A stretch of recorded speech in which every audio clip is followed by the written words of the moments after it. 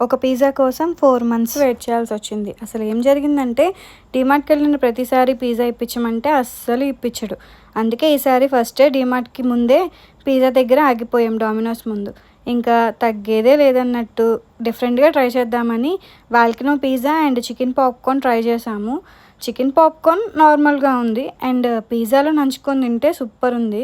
ఎప్పుడు pizza pizza అని గొడవ చేసే నా కొడుకు చికెన్ పాప్‌కార్నే తిన్నాడు. అంత బాగా నచ్చింది వాడికి. అంటే స్పైస్ లేదు. 2 నంచుకుంటే సూపర్ ఉన్నాయి.